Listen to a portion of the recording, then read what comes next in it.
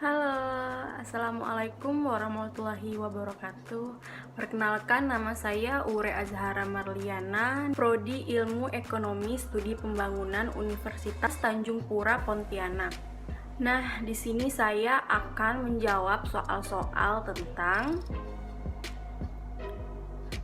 sistem sosialisme. Di sini ada 3 soal yang akan saya jawab.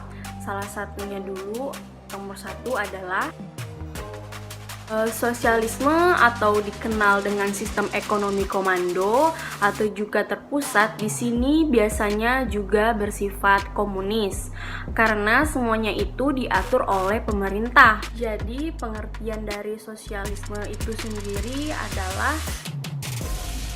sosialisme adalah suatu sistem dengan kendali yang ketat di mana berada di pihak pemerintah. Jadi, semuanya itu diatur oleh pemerintah, baik itu kepemilikan bisnis, kemudian hasil dari laba atau keuntungan, alokasi sumber daya alam, kemudian pencapaian tujuan yang akan dihasilkan dari kegiatan produksi. Terus, masalah distribusi itu semuanya dikelola oleh pemerintah. Walaupun seperti itu, pemerintah tetap akan menjalankan tugasnya, yaitu mensejahterakan masyarakat. Kenapa demikian? Karena negara itu sendiri ingin membuat semuanya itu merata. Nah, apa sih itu sebenarnya sosialisme atau komunis? Di sini saya akan menjelaskan. Singkatnya, sosialisme dan komunis tidaklah berbeda. Sebaliknya, kebanyakan sekolah ekonomi menganggap sosialisme adalah pendahulu dari komunis, begitu negara memiliki kendali atas masyarakat dan ekonomi. Tetapi kontrol ini adalah alasan utama bagi negara sosialisme berusaha untuk mencapai cita-cita ini. Korupsi merajalela di negara-negara maju seperti bekas Uni Soviet, Venezuela, Korea Utara, dan Vietnam.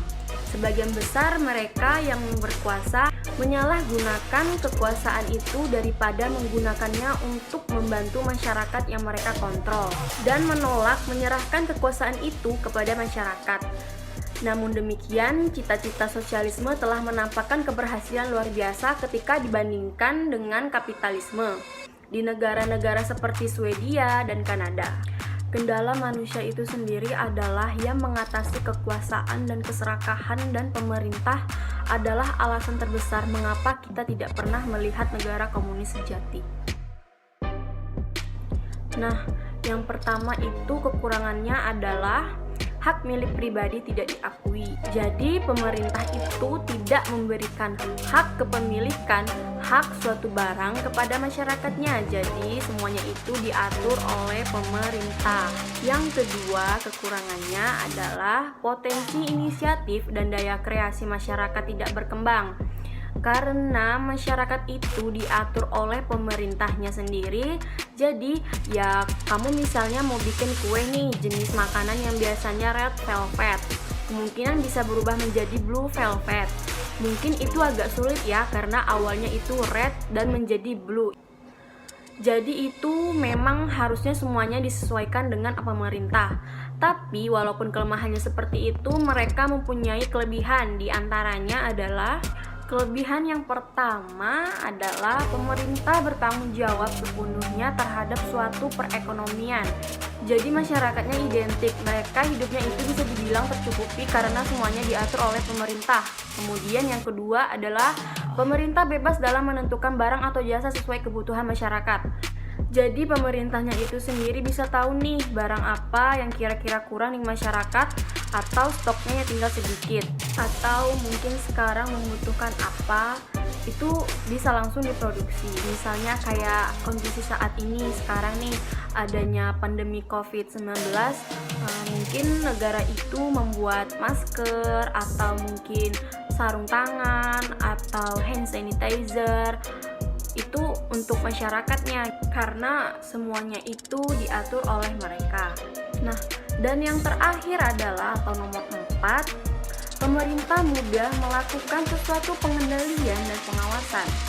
karena pengendalian dan pengawasan ini semuanya ada di tangan pemerintah ya.